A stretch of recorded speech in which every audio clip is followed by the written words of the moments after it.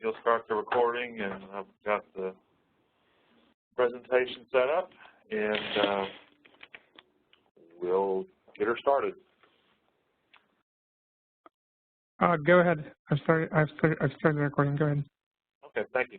So I want to welcome everybody to this presentation on what was discussed at EPA's 2017 Region, State, and Local Modelers Workshop. And this is not going to be a great detailed, in-depth discussion because if I were to do that, it would take a lot longer than 20 or 30 minutes. But in any event, this webinar, we're going to cover sort of the workshop itself, some background on it and what was discussed, and then I'll go into some details on two issues that were prominent in the workshop, that being EPA's guideline on air quality models, which was the subject of some major rulemaking last year, and then something that they're calling AirMod white papers, which has to do with future enhancements to AirMod. And I'm also going to talk a little bit about some changes we can expect to see hopefully in the near future regarding the air surface processor. So I guess one question that somebody might have is what is a regional, state, local modelers workshop? And basically the EPA has an annual meeting that includes modelers from the EPA regional offices, the modeling contacts there, if you will, the modeling group at OAQPS, the different state agency modelers are certainly invited. Modelers that are from local air pollution control districts, some of them attend as well. And then modelers from the various FLMs, like the Forest Service, the Fish and Wildlife Service, the Park Service, they come to this workshop too. And so I want to say around 2010, or at least that's the first time I was aware of it, EPA began creating a public day of this conference, which became a forum for the agency to share some recent developments in dispersion modeling and photochemical modeling with the regular community, as well as what their proposed plans for the future were. So this year, the workshop was held at the end of September in the EPA offices in Research Triangle Park, North Carolina. There actually was quite a few consultants there, many of whom were, thankfully, BEAST users as well at the session. And if you do want to dig in and get more detail, there's a link here on the slide that has links to all the presentations that were given, both on the public day as well as the following, I believe they call it the co-regulator day. So if you go to this link, and this is also found on the SCRAM homepage, you can click this to go to each of those if you want to see the presentations in more detail. The various topics that EPA included, the EPA presentations, were the guideline and air quality models rulemaking that recently concluded, the status of the EPA model clearinghouse, modeling implementation issues regarding the 1-hour SO2 NACs and the 1-hour NO2 NACs, the ability of using prognostic meteorological data, which is data that comes out of meteorological models like the Weather Research Forecasting or WRF model, the new version of air surface, which I previously mentioned, which is hopefully coming out very soon, changes or issues, rather, related to New Source Review, PSD policy that included discussions on various guidance rulemaking packages that they have. Then the AirMod system, the white papers, or the science update, which I'll talk about in more detail here in just a moment. Discussion of cumulative impacts analysis. This is cumulative in terms of multi-source NAQS or PSD increment modeling analyses. And then finally, they talked about single source ozone and secondary PM 2.5 modeling as it relates to PSD permitting.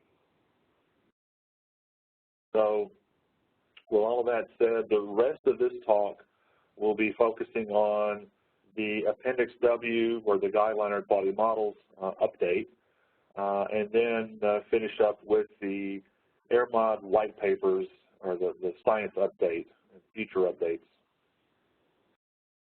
So, if you were at last year's Regional State Local Modeling Workshop, which was last November in New Orleans, you may recall that it was kind of frustrating because EPA was in the middle of the actual rulemaking, so they could not specifically comment on the pending rulemaking. They could not even answer questions. We tried to get them to play charades, but they wouldn't do that either. So the Appendix W final rule was finally signed by the administrator on December 20th of last year. It was published in the Federal Register on January the 17th and was supposed to become effective 30 days after that, but the new administration imposed a couple of delays so that the Appendix W final rule did not take effect until May 22nd of this year. And the rule itself, as far as the implementation schedule, is a one-year transition period for the PSD permitting related issues in the guideline, and a 3-year transition period for modeling issues related to transportation conformity. Now, the rulemaking that they did was not just to update the modeling guidance per se that's in Appendix W, but also some science updates and improvements related to AirMod, and actually the AirMod system.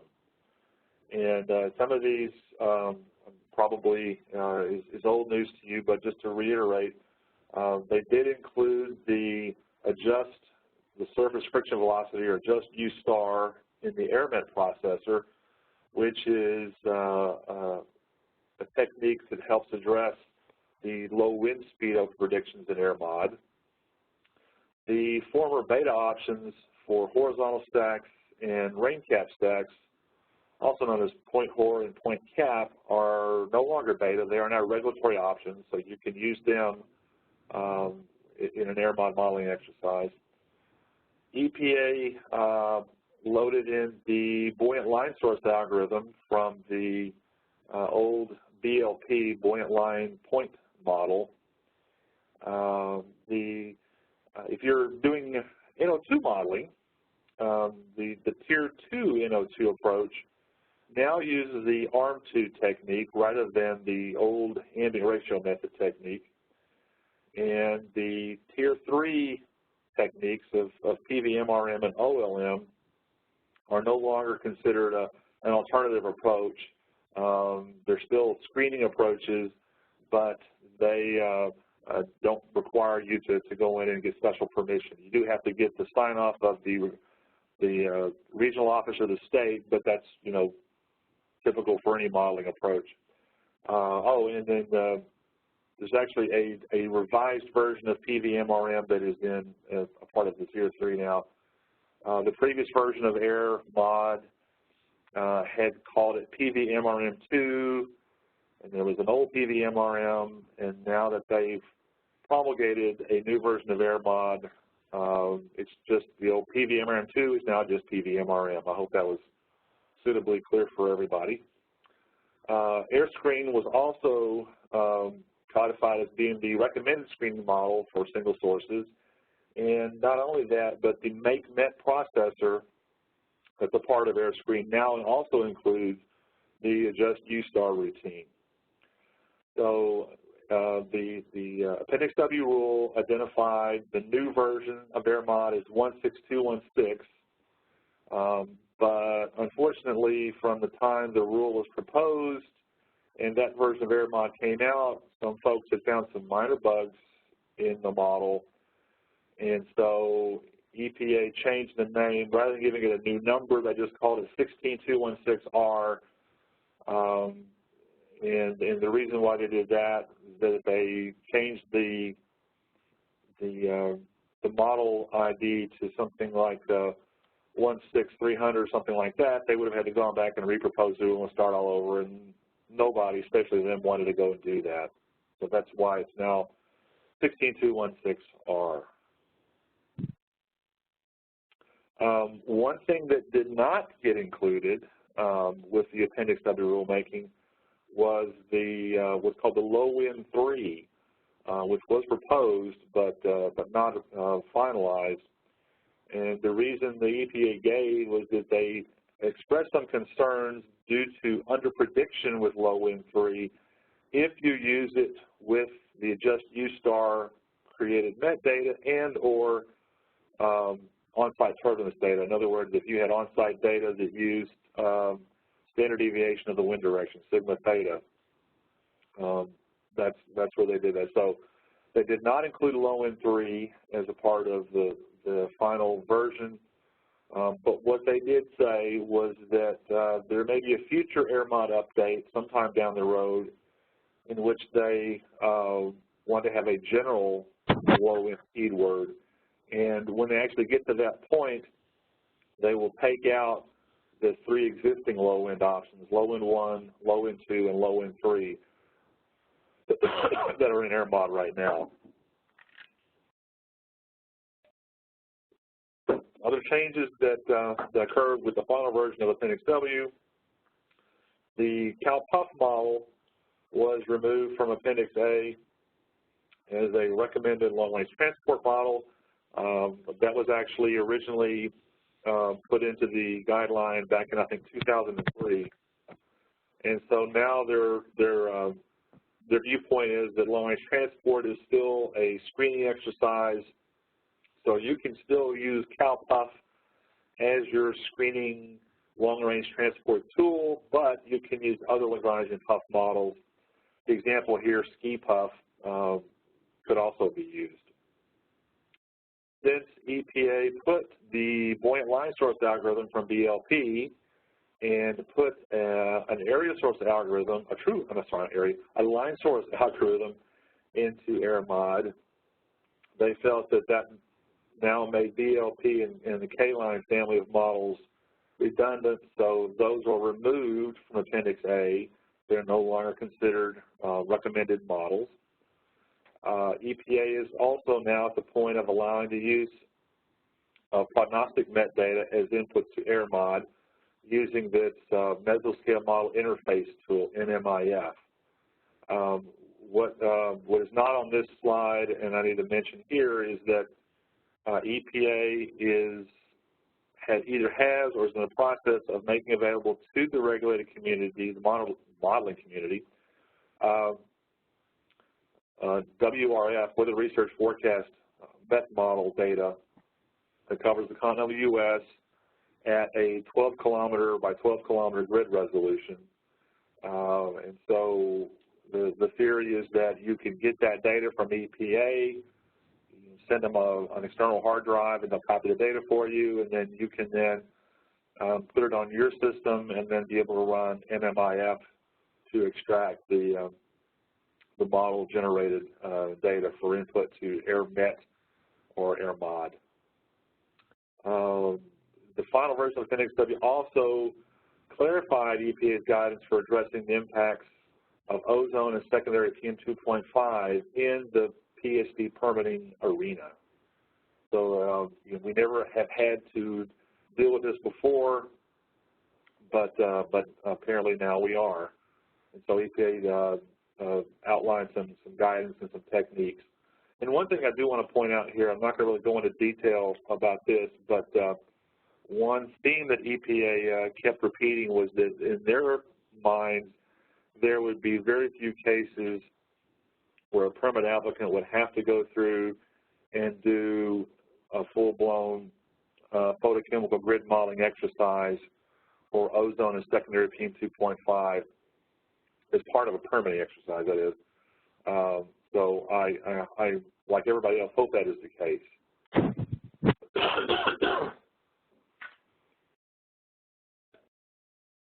Under the Clean Air Act, EPA is required to hold a conference on air quality modeling roughly every 3 years, and they are looking to set up the 12th such conference on air quality modeling sometime late next year.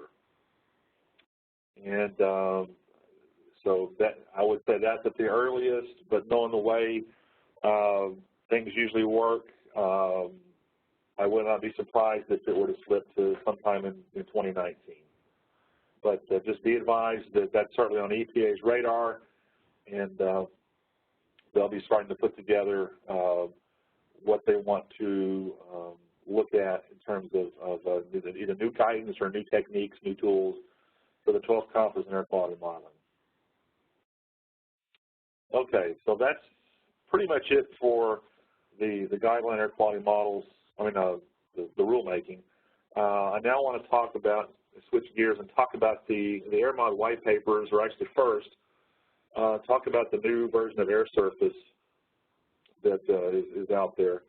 So right now, the air surface processor, the most current version, excuse me, is version 13016.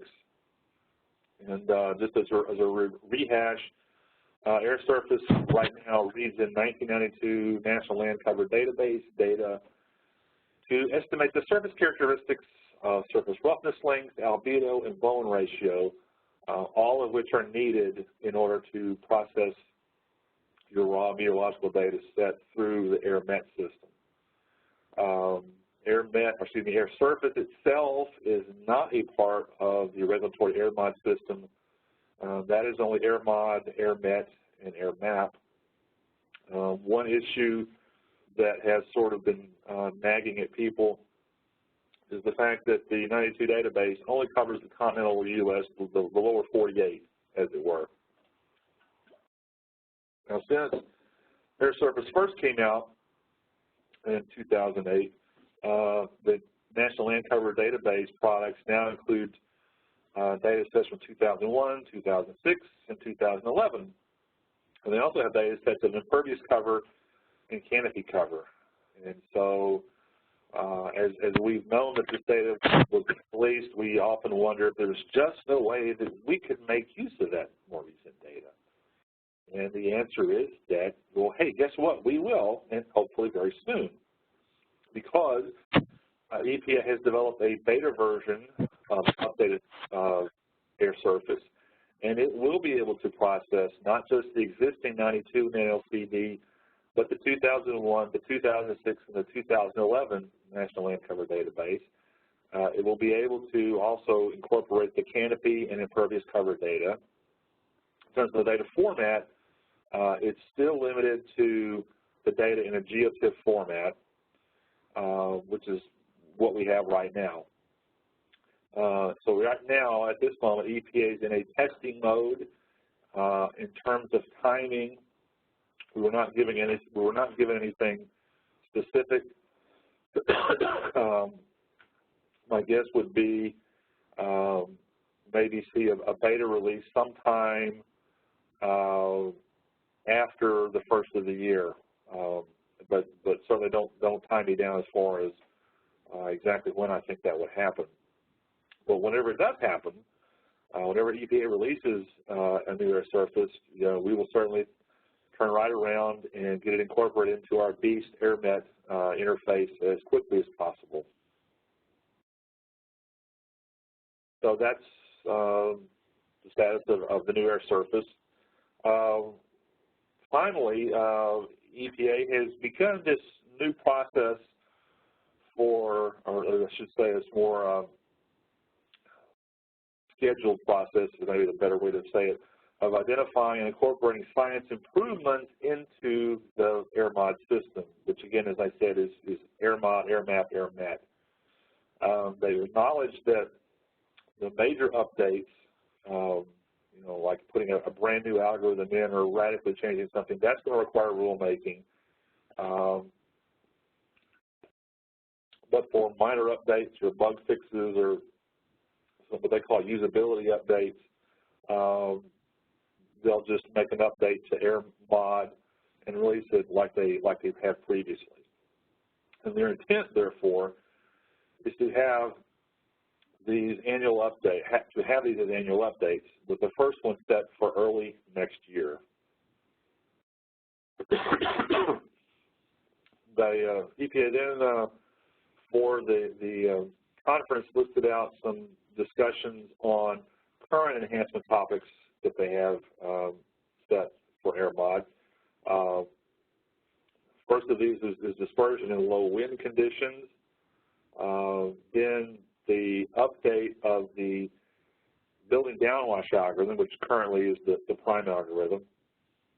The behavior of saturated plumes, NO2 modeling techniques, mobile source modeling issues, and overwater modeling.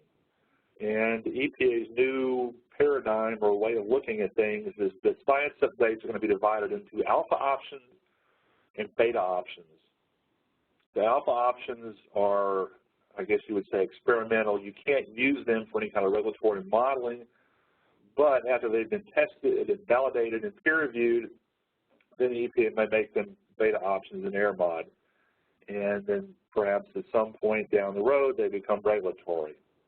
But they're laying out a process of the new science goes from alpha to beta to regulatory eventually, hopefully. The first of these is the issue of low wind. And so as I mentioned earlier, the EPA is possibly thinking of making a generic low wind keyword, which will be an alpha option.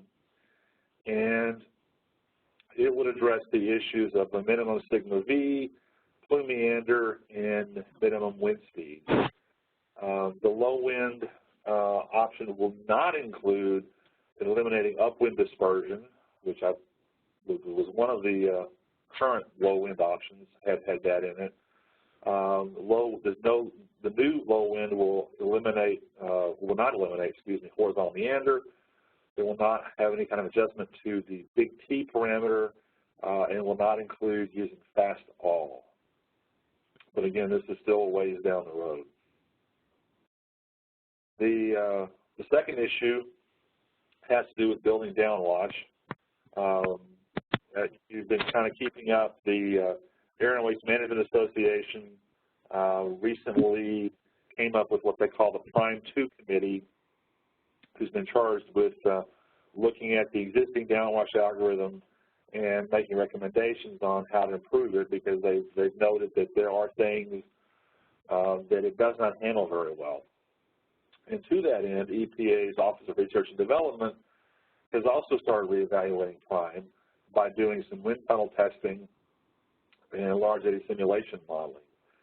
Now, two of the big issues that ORD has identified has to do with what they're calling long, short buildings, and then wind flows that are oblique to the face of a building. In terms of how long it's going to be before we see something changed and put into AirMod, whether it's called Prime 2 or something else, it's not really clear at this point. However, all of this work that ORD is doing has been accepted for publication in Atmospheric Environment. So if you subscribe to that magazine, or that journal rather, you can expect to see that sometime in the future as well. Now, when I mentioned the oblique wind flow issue, one thing that they did say was that they might want to come up with a different type of effective building approach. So if you look at the slide here on the screen, you have a building that's tilted. It's not exactly perpendicular to the wind flow. And if you plug this into, I guess it'd be BPAP prime first, it would draw an effective building that looks something like this, which is not at all the dimensions of the actual building that's being simulated. But what EPA's wind tunnel study says that, well, maybe you change the orientation to follow something or have the building width be something more like the path that the wind would follow.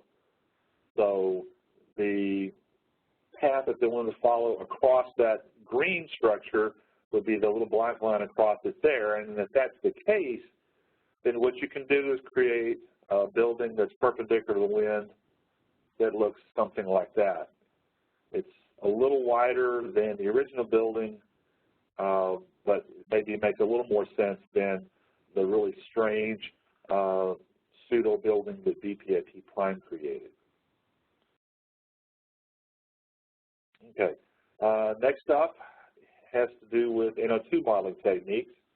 So as I mentioned previously, we have a new version of PVMRM in the model. We have ARM2, which is a regulatory approach. But EPA is now thinking there might be another type of Tier 3 technique that we could be looking at. And so the American Petroleum Institute has been coding an NO2 scheme from a model called ADMS into AirMod. ADMS, this scheme is similar to how PVM works, but it also includes the conversion of NO2 back to NO. In other words, it includes the effect of photolysis, and you also have to include some kind of background NOx concentration as well for it to work. So they put this into AirMod.